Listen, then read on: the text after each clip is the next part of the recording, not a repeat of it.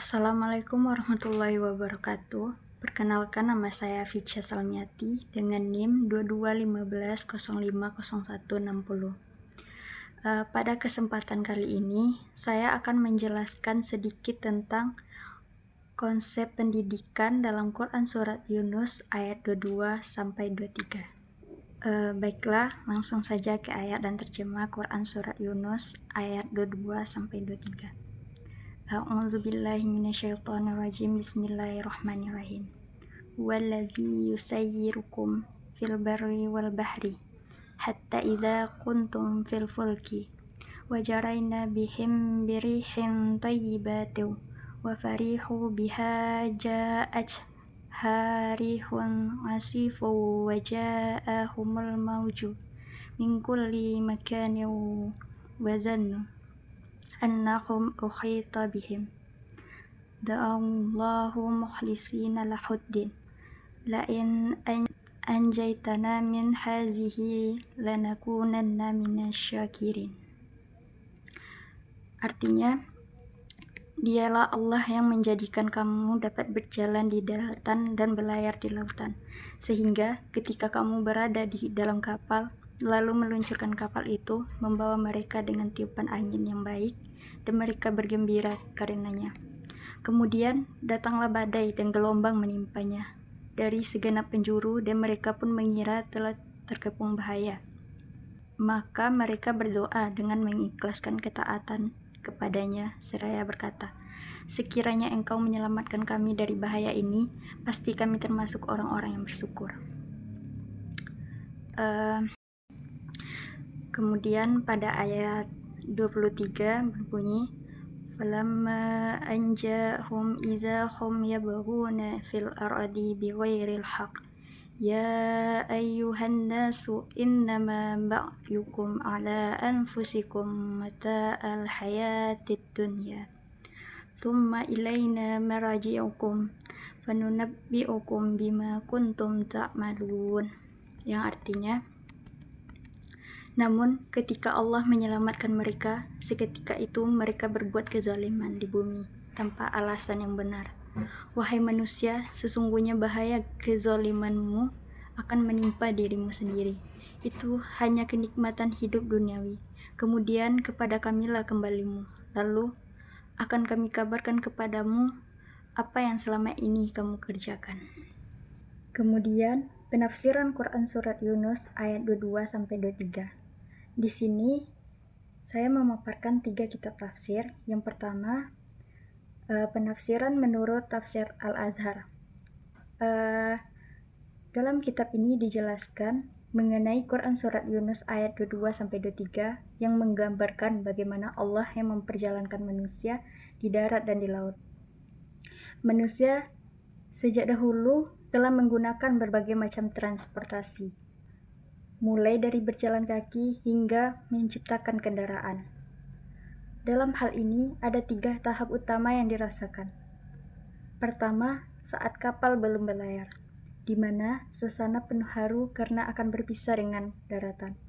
Yang kedua, ketika kapal mulai bergerak dan angin yang baik membuat perjalanan terasa menyenangkan. Dan yang ketiga, ketika tiba-tiba badai datang, ombak menggulung dan kapal terombang-ambing, sehingga manusia merasa sangat terancam. Ketika badai besar terjadi dan kematian terasa dekat, manusia dengan penuh keikhlasan menyeru kepada Allah memohon keselamatan. Namun, sayangnya banyak manusia yang telah selamat dari bahaya justru kembali melupakan Allah dan berbuat sewenang-wenang di dunia. Maka, kedua rangkaian ayat ini telah memberikan bahan bagi kita, bahwasanya kita hidup di dunia ini adalah dalam pelayaran. Kita pun selalu mendengar ungkapan tentang bahtera hidup. Kita akan bertemu kegoncangan dan ketenangan. Orang yang meraung-raung ketika menghadapi bahaya, banyak yang menjadi sombong bila terlepas dari bahaya, dan lupa bahwa pelayaran ini belum selesai. Sebab itu, hendaklah bertenang dan merapatkan hidup dengan Allah, baik di waktu genting-gentingnya bahaya ataupun di waktu ombak kehidupan itu sedang tenang-tenang. Yang kedua, penafsiran menurut Ibnu Katsir. Dalam ayat ini, Allah mengingatkan manusia tentang nikmatnya, yang memungkinkan mereka berjalan di darat dan juga berlayar di lautan. Ketika mereka dalam keadaan tenang di kapal dan angin bertiup dengan baik, mereka merasa aman dan gembira. Namun, ketika badai datang dan gelombang besar menghantam dari segala penjuru, mereka panik dan menyadari bahwa mereka dalam bahaya. Pada saat itulah mereka berdoa kepada Allah dengan penuh keikhlasan, memohon keselamatan dan berjanji akan bersyukur jika Allah menyelamatkan mereka. Namun, ketika Allah menyelamatkan mereka, tiba-tiba mereka berbuat kezaliman di bumi, tanpa alasan yang benar. Wahai manusia, sesungguhnya kezalimanmu hanya akan menimpa dirimu sendiri. Itulah kesenangan hidup yang sementara. Kemudian kamilah tempat kembalimu.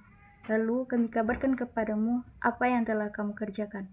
Setelah Allah menyelamatkan mereka, manusia justru kembali melakukan kezaliman di bumi, melanggar aturan Allah dan berbuat dosa. Ini adalah kebiasaan buruk manusia yang sering mengingkari janji dan lalai setelah mendapatkan keselamatan Allah. Memperingati bahwa kezaliman yang mereka lakukan tidak akan merugikan Allah, tetapi hanya akan merugikan diri mereka sendiri. Dunia hanyalah kesenangan sementara, dan pada akhirnya manusia akan kembali kepada Allah untuk mempertanggungjawabkan semua perbuatannya. Yang ketiga, menurut tafsir Al-Misbah. Penafsiran ini tidak jauh beda dengan dua penafsiran di atas, yaitu Allah menggambarkan kekuasaannya dan mengatur kehidupan manusia termasuk dalam perjalanan mereka di darat dan di laut. Dialah yang memberikan kemampuan kepada manusia untuk berjalan di lautan dan juga di daratan. Di saat mereka merasa aman dan tentram, Allah dapat dengan cepat mengubah keadaan dengan mengirimkan badai yang dahsyat, gelombang besar yang datang dari segala penjuru. Di kondisi kritis ini, manusia dengan penuh ketulusan berdoa kepada Allah, mengakui keesaannya, dan berjanji akan menjadi orang yang bersyukur jika dia diselamatkan. Mereka sadar bahwa hanya Allah yang dapat menyelamatkan mereka dari bahaya. Namun, setelah Allah menyelamatkan mereka ke daratan dengan selamat, kebanyakan dari mereka kembali melupakan janji dan menjadi durhaka kepada Allah. Jadi, kesimpulan penafsiran ketiga tafsir di atas, ayat ini menggambarkan sifat manusia yang mudah melupakan Allah setelah mendapatkan rahmat-Nya. Dan ayat ini menjadi peringatan agar manusia tidak kembali berbuat zalim setelah diselamatkan, serta mengajarkan tentang, pertama, kesadaran akan pertolongan Allah. Manusia harus selalu ingat bahwa segala kemampuan dan kebahagiaan adalah anugerah darinya. Yang kedua, pendidikan karakter. Diperlukan pendidikan yang menekankan tanggung jawab moral agar tidak terjerumus dalam kezaliman setelah mendapatkan nikmat. Ketiga, refleksi atas kesulitan. Kesulitan seharusnya menjadi momen untuk merenung dan mendekatkan diri kepada Allah. Relasi atau hubungan ayat dengan pendidikan. Quran Surat Yunus ayat 22-23 ini memiliki hubungan yang erat dengan pendidikan. Ayat ini mengajarkan bahwa pendidikan bukan hanya tentang ilmu pengetahuan, tetapi juga tentang pembentukan karakter, sikap, dan kesadaran akan kebesaran Allah. Dalam aspek ini, ada beberapa poin pentingnya. Yang pertama, kesadaran akan ayat ini mengajarkan bahwa pendidikan bukan hanya tentang ilmu pengetahuan, tetapi juga tentang membentuk sikap. Ayat ini mengajarkan bahwa dalam kondisi sulit, manusia cenderung mengingat Allah. Tetapi setelah selamat, mereka seringkali lupa. Dalam pendidikan, nilai ini mengajarkan bahwa ilmu bukan sekedar alat untuk mencapai kesuksesan dunia, tetapi juga harus mendekatkan diri kepada Allah. Yang kedua, belajar dari pengalaman. Seperti halnya perjalanan di laut yang penuh tantangan, kehidupan juga memiliki pasang surut. Pendidikan mengajarkan bahwa setiap kesulitan adalah pelajaran berharga yang bisa membentuk kepribadian seseorang. Yang ketiga, konsistensi dalam kebaikan. Ayat ini mengingatkan bahwa manusia seringkali berubah sikap setelah mendapat nikmat. Dalam pendidikan, ini bisa diartikan sebagai pentingnya menjaga karakter baik tidak hanya saat menghadapi kesulitan, tetapi juga saat berada dalam kenyamanan. Yang keempat, pendidikan moral. Yang disebut dalam ayat ini menunjukkan perlunya pendidikan moral agar seseorang tidak bertindak sewenang-wenang setelah meraih keberhasilan. Pendidikan ini bertujuan untuk membentuk manusia yang jujur, bertanggung jawab, dan berakhlak baik. Jadi, kesimpulan dari Quran Surat Yunus ini mengajarkan bahwa hidup ini seperti perjalanan di laut, kadang tenang, kadang penuh badai. Dalam pendidikan, ini bisa diartikan bahwa belajar tidak selalu mudah, ada tantangan yang harus dihadapi. Namun, di saat sulit, kita harus tetap berusaha, tidak mudah menyerah, dan selalu mengingat Allah.